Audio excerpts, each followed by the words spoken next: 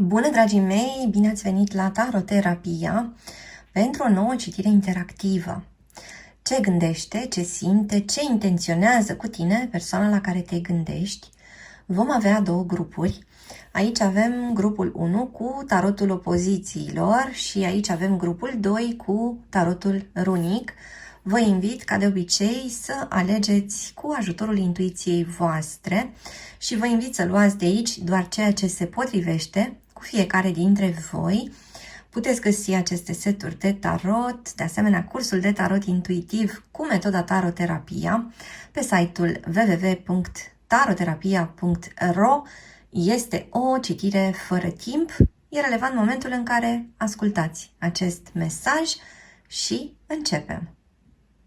În grupul 1, cei dintre voi care au ales tarotul opozițiilor, ce gândește, ce simte, ce intenționează această persoană cu tine, ascultătorule. Și începem extrăgând câte o carte din oracol.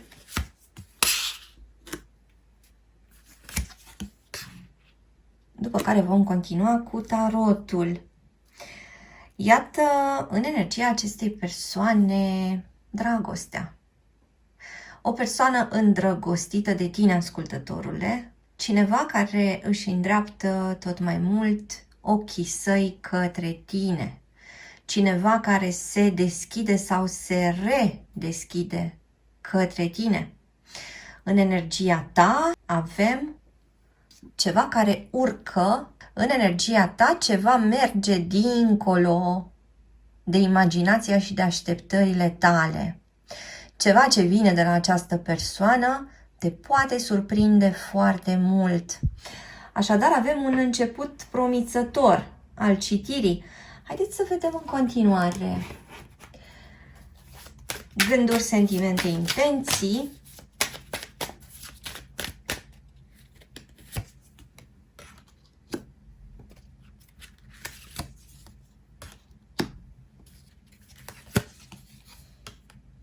O persoană care simte o singurătate foarte mare, cineva care simte că poate să piardă iubirea sau cineva care s-a considerat chiar nedemn de iubirea ta prin prisma unor lucruri întâmplate în ultima perioadă între voi doi.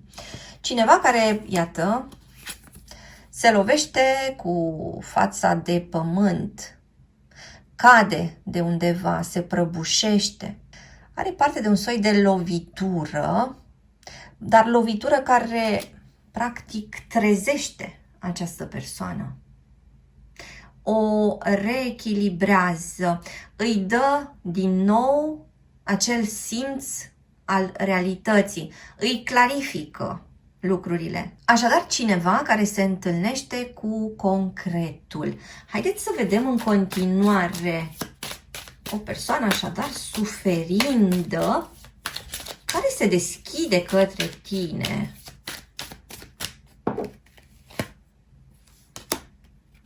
Șase de cupe cu acest 8 de monede. Această persoană s-ar putea să fi ținut niște lucruri pentru ea sau pentru el în trecut. A tot încercat să îndrepte lucrurile în favoarea sa, fără să fi luat prea mult în calcul interesele tale, fără să fi luat prea mult în calcul relația la momentul respectiv. Cineva care a plecat de pe o bază bună și a ajuns să strice câte ceva pe parcurs. Mă întreb cum rezonează cu voi până acum. Persoana asta are nevoie de siguranță, are nevoie de liniștire în perioada asta și se agață de niște amintiri.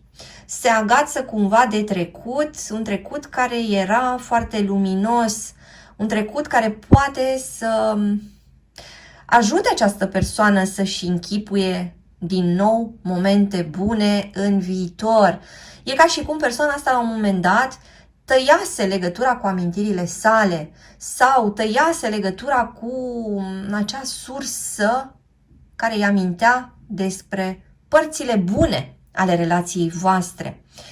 Și pare că această persoană s-a îndepărtat, s-a înstrăinat, a făcut ceva. Iar acest ceva are acum, iată, aceste efecte, da? Acea căzătură despre care vorbeam, dureroasă, și întâlnirea asta cu realitatea din care trebuie să ia ceva, din care trebuie să tragă neapărat niște concluzii. Haideți să vedem mai departe.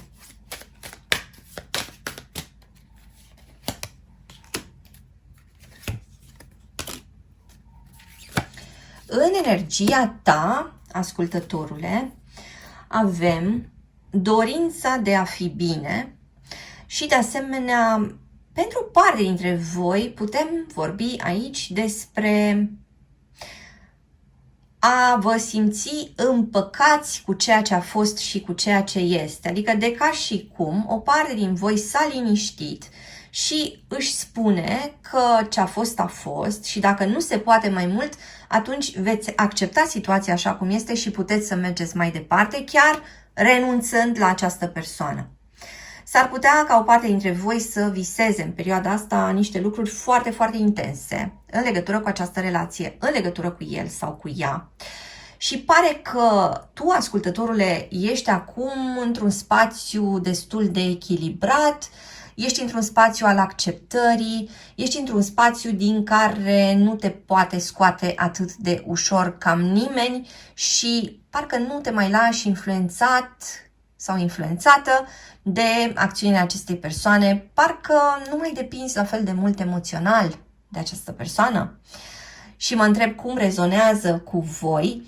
Haideți să vedem în continuare cum se poziționează această persoană vis-a-vis de atitudinea ta. Avem arcana lunii, 2 de cupe și acest 6 de bâte. Adică cineva care trebuie să iasă victorios, cineva care trebuie să contribuie la această uniune. Cineva care trebuie să ia măsuri pentru împăcare. Deci dacă aici nu mai sunteți împreună, dacă există riscul despărțirii pentru o parte dintre voi, persoana asta parcă începe să se miște tot mai repede către o întoarcere, către o solidificare a poveștii voastre. Și asta pentru că s-a trezit această persoană simțind niște lucruri foarte intense, foarte profunde. S-a trezit această persoană că lipsa ta ar putea să fie un lucru absolut catastrofal pentru el sau pentru ea.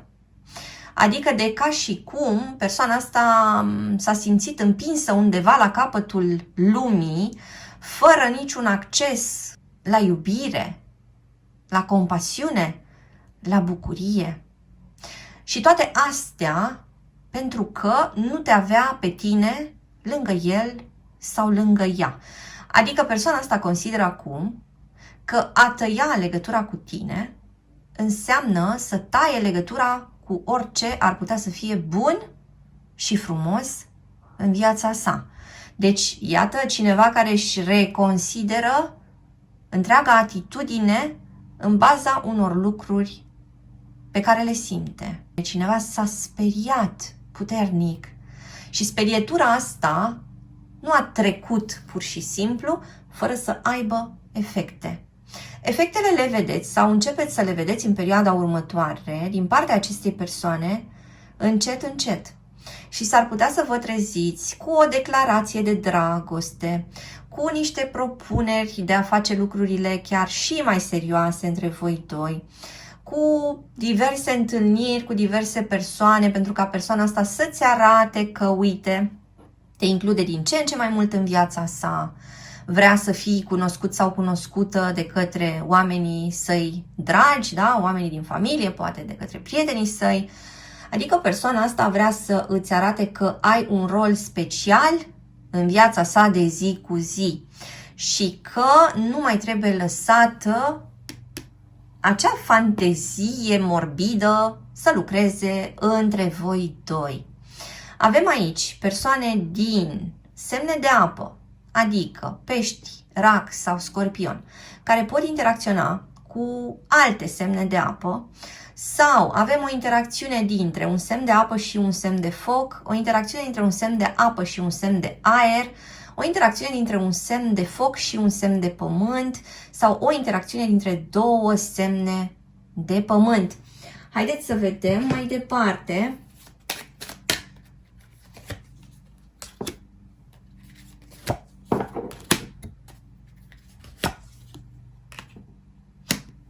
Avem aici pe cineva care are acces la o cunoaștere profundă, cineva care începe să înțeleagă unde au fost problemele cu adevărat, de la cine au venit problemele, cum s-au manifestat ele, cineva care face o analiză foarte clară a relației, cineva care de asemenea consideră că momentele sale de egoism din trecut au avut un impact asupra ta.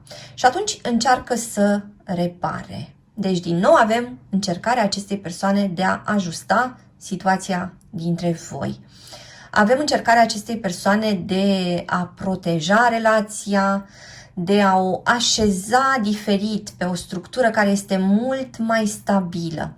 Și lucrurile astea vin din profunzimea sa, pentru că, iată, avem această arcană a Marii Preotese, care împreună cu arcana lunii de mai devreme ne arată o incursiune în interior, care lasă niște urme foarte puternice în această persoană și deci care generează o schimbare. Îți mulțumesc că ai fost cu mine astăzi, te aștept și data viitoare. Între timp, hai pe www.taroterapia.ro. Găsești aici cursuri de tarot cu metoda taroterapia, citiri personalizate, seturi de tarot, oracole, cărți și alte surprize. Dă un like, lasă un comentariu și abonează-te la acest canal dacă ți-a plăcut acest video, iar până data viitoare să ai grijă de tine! Grupul 2, adică cei dintre voi care au ales tarotul runic, ce gândește, ce simte, ce intenționează persoana la care te gândești vis-a-vis de tine, ascultătorule. Vom extrage câte o carte oracol și apoi vom explora cu ajutorul tarotului. În energia acestei persoane avem apa, adică ceva ce poate să aibă legătură cu o deplasare sau ceva ce poate indica spre niște emoții destul de puternice. În schimb, în energia ta, ascultătorule, avem această carte a inteligenței. E ca și cum cine reușește să rămână acum rațional, ai fi tu. Această persoană pare să fie guvernată de ceea ce simte, tu ai mai degrabă o abordare rațională. Probabil că te bazezi mai mult pe logică, pe fapte. Probabil că mintea ta este un foarte bun aliat în această perioadă vis-a-vis de acest raport. Haideți să vedem din tarot.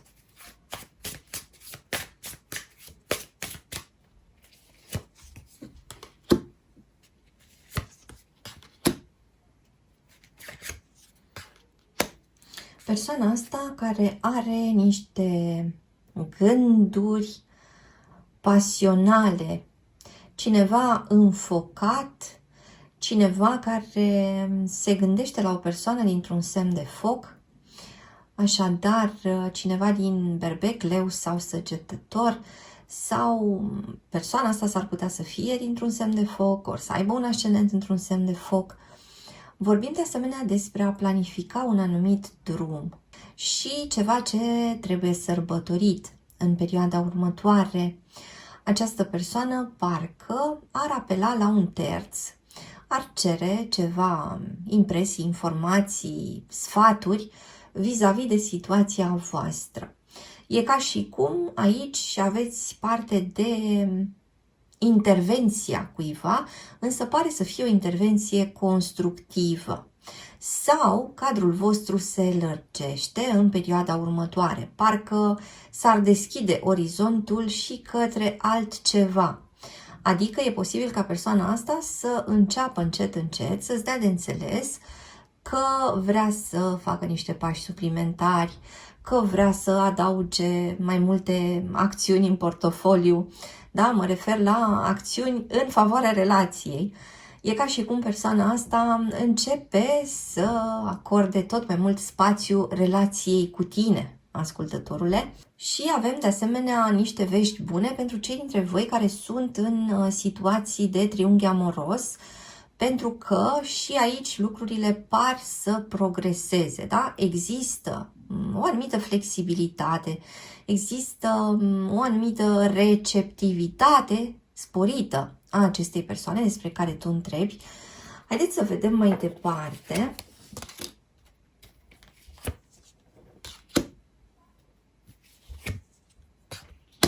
O persoană care invocă ceva sau o persoană care se roagă, o persoană care se folosește de puterea sa, invocând de asemenea o putere superioară în ajutor.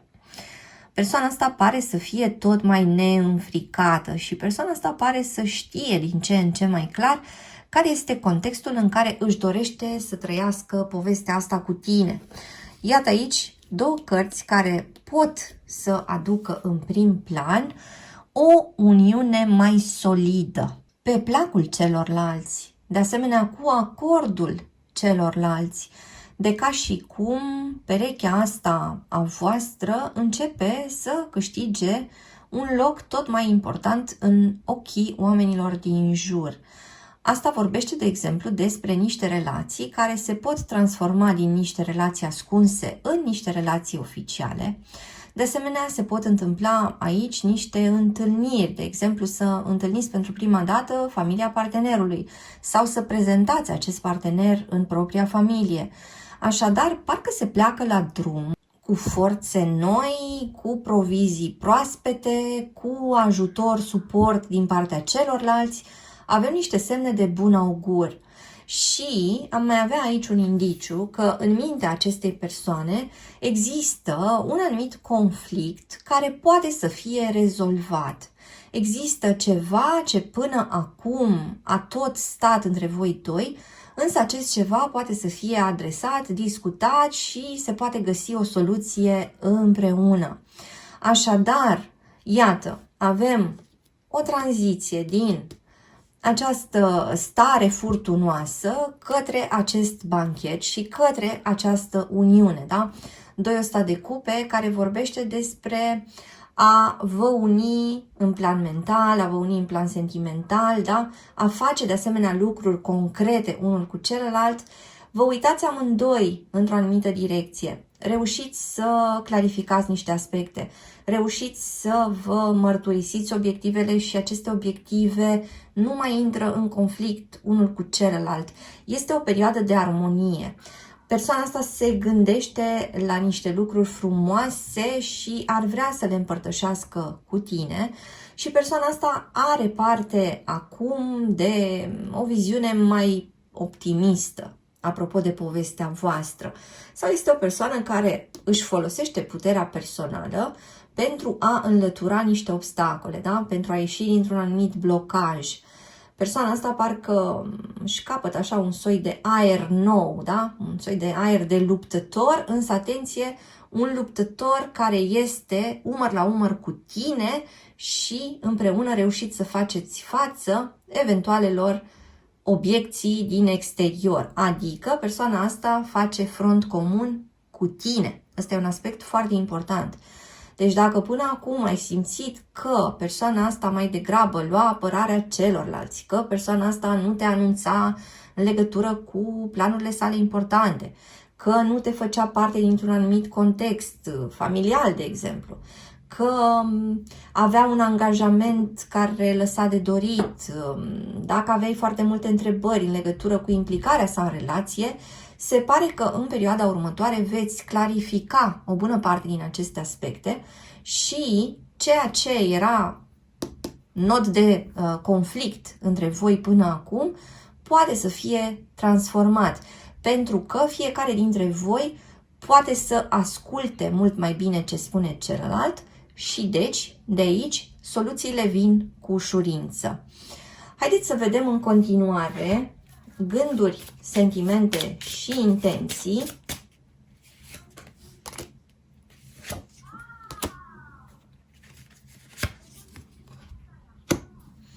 Iată, o persoană care își mută atenția dinspre lumea largă către ceva specific, către ceva concret. Așadar, cineva care renunță la atitudinea acestui nebun pentru a intra în energia unui cavaler de monede. Cavalerul de monede este cel mai de încredere cavaler. Este acel personaj foarte serios, stabil, care nu înaintează neapărat foarte repede, dar care poate să demonstreze partenerului sau partenerei stabilitate, loialitate, fidelitate, sinceritate. Este genul ăla de partener care spune să știi că nu plec nicăieri de lângă tine și vei vedea cu toate faptele că este așa cum îți spun eu. Această persoană parcă renunță la niște fantezii care îi făceau rău, parcă s-a săturat de umblat prin pădure fără un scop anume, pentru că această pădure, iată, poate să ascundă tot felul de pericole. Asta înseamnă că această persoană a abordat niște riscuri într-un mod nu foarte înțelept și probabil are de plătit ceva în legătură cu aceste riscuri, da? Deci acum au apărut costurile. În baza acestor costuri, persoana asta se așează și își face o analiză atentă. Unde ar fi putut să acționeze diferit? De ce a evitat să vadă niște lucruri? De ce, de exemplu, a considerat că o anumită situație prezintă un risc mai mic decât a avut până la urmă? Sunt niște procese de conștiință pe care această persoană și le face și pe bună dreptate. Așadar, vorbim aici despre cineva care, întâlnindu-se cu niște greutăți și dând piept cu niște consecințe ale unor acțiuni nesăbuite, trage niște concluzii importante. Iar aici, citirea seamănă cu elementele pe care le-am văzut la grupul 1. Vă invit să ascultați și grupul 1 dacă n-ați făcut-o deja. Și iată, vorbim de asemenea despre o întâlnire care se poate întâmpla seara între tine și această persoană. O întâlnire care poate să înceapă undeva, la un restaurant, de exemplu, și va continua în intimitatea casei. Odată cu această întâlnire, lucrurile sunt discutate și puse la punct. E ca și cum cineva vine cu un caiet și cu un pix și începe să scrie foarte clar ce are în minte, care sunt pașii și când ar trebui să se întâmple fiecare dintre ei. Persoana asta chiar e pusă pe calculat. E ca și cum acum își dorește să compenseze atitudinea asta prea relaxată, spuneam chiar nesăbuită, cu o atitudine foarte atentă. Persoana asta nu își mai dorește să greșească și atunci încearcă să se asigure în toate modurile că ceea ce face de data asta este bine, este corect. Haideți să vedem în continuare ce mai apare aici.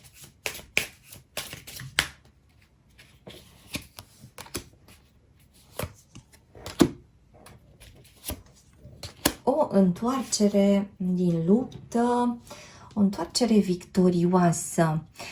Și cineva care parcă se mai temperează, cineva care se mai echilibrează, cineva care face pace cu trecutul, cineva care nu se mai grăbește. Persoana asta își dorește să facă lucrurile bine și nu neapărat repede.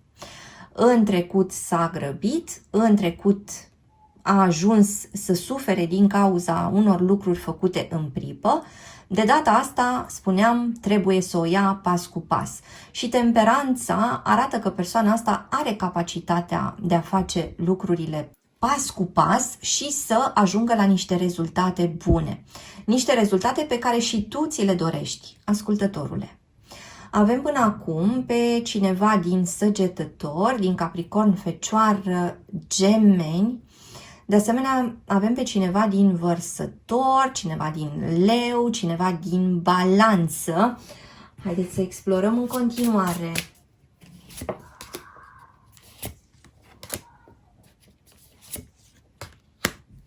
Iată 3 arcane majore care arată că persoana asta își dorește foarte, foarte mult stabilitatea.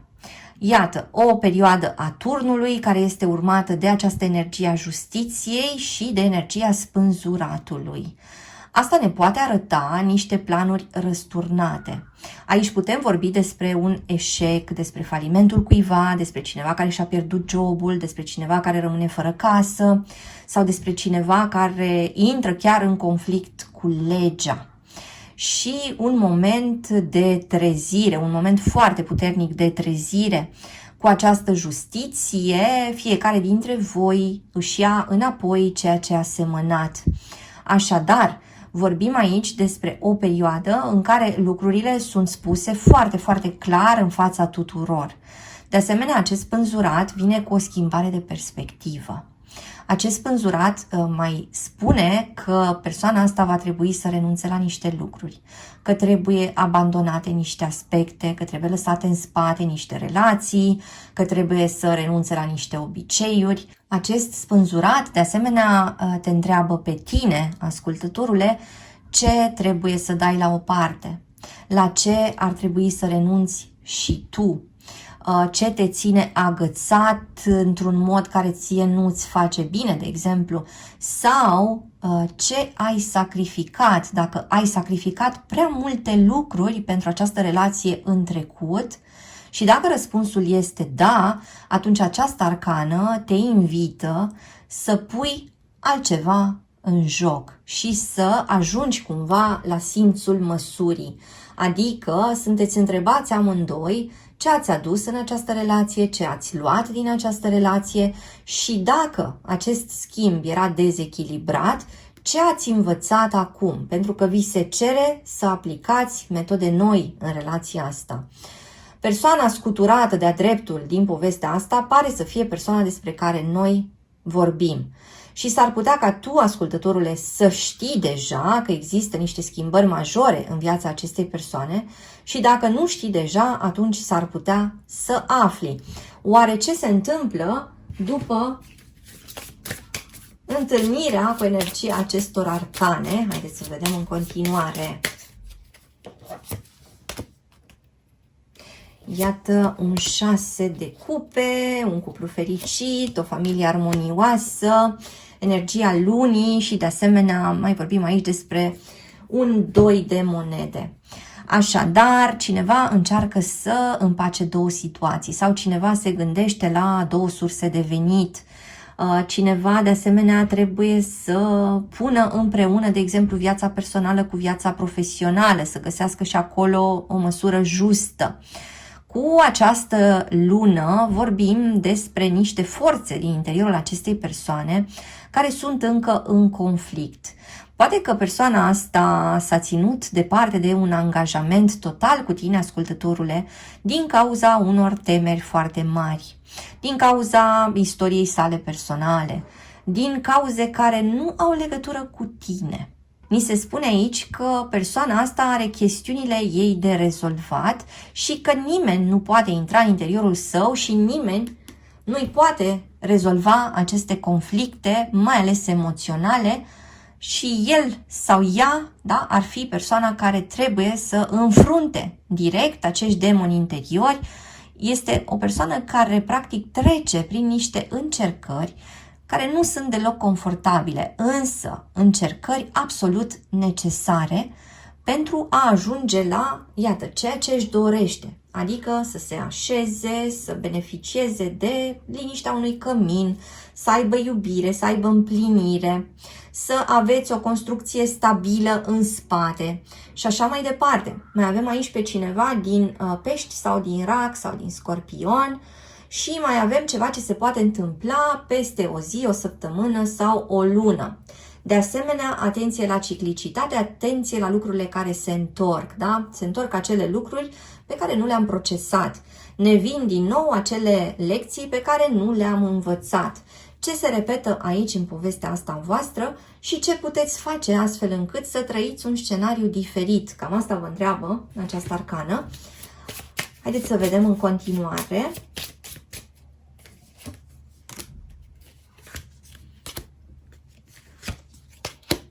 Iată o citire plină de arcane majore. Aici apare cineva din Berbec, Scorpion sau cineva din Vărsător. Așadar, vine momentul judecății, vine momentul acela când totul este cântărit foarte clar și când fiecare dintre voi doi își asumă responsabilitatea. Această judecată este ca un soi de probă majoră pentru fiecare dintre voi. Această judecată poate de asemenea să anunțe o discuție în care fiecare dintre voi își manifestă nemulțumirile, dar și dorințele. În urma acestei discuții, în urma acestei confruntări, iată, avem această energie a stelei, adică ceva este recâștigat, ceva este înnoit, ceva este dat de asemenea cu generozitate. Se spune nu negativității, se spune nu acelor amenințări care planează asupra poveștii voastre și puteți ajunge, într-un final, la ceea ce ați visat.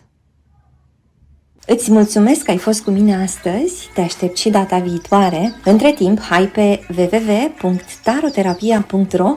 Găsești aici cursuri de tarot cu metoda taroterapia, citiri personalizate, seturi de tarot, oracole, cărți și alte surprize. Dă un like, lasă un comentariu și abonează-te la acest canal dacă ți-a plăcut acest video, iar până data viitoare să ai grijă de tine!